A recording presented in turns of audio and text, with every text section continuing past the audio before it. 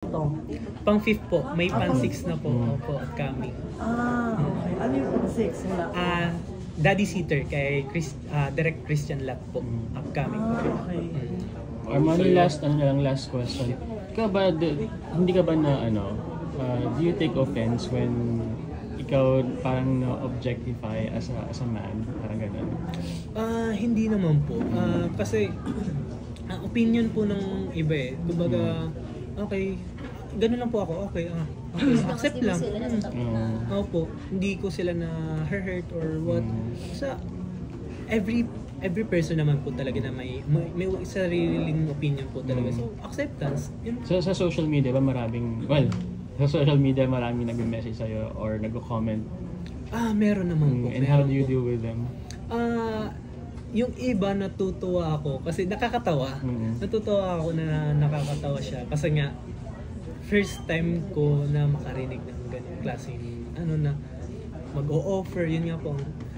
Indecent proposal. Proposal na gano'n. Tapos napapaisip ako na for this amount, 10 million it's not a joke, 10 million. OMG! Sana kinuha mo na. Sabi ko, tapos 10 tumigil ka na sa million. pag- Oo nga. Sabi ko, 10 million? Na-offeran mo ako. May ganun palang tao. So, sabi ko, suppose, 10 million gagastusin mo para sa akin. Kay? Hindi ko pa. Okay. So, ayun po. Pero kilala siya. Hindi yun ako. Kilala. Kilala business owners. Business. Oh. Sinabi mo na eh. Basta businessman siya. And then, Sinabi mo na lalaki. Business. Pero businessman. sabi niya ba sa'yo kung anong date. gusto niya? Date. Walang kapalit? Date Date. lang? Ba't Pero- tayo walang ganun? Oo nga. Pero ayun naman po. Kaya, Nagulat lang din. that's no joke. Opo, pero for me kasi, Grabe, tinanggihan mo. opo, kasi yung wala pong makakaan sa akin sa pera. Wala po. And ayun po. You were born in Cebu? Yes po.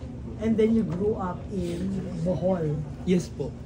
Kaya yung 10 million po na yun, hindi na po namin kasi kaya naman yung family ko. Pamana na lang sa nila sa akin yung Are pera. you the eldest of 4 kids? No po. Third.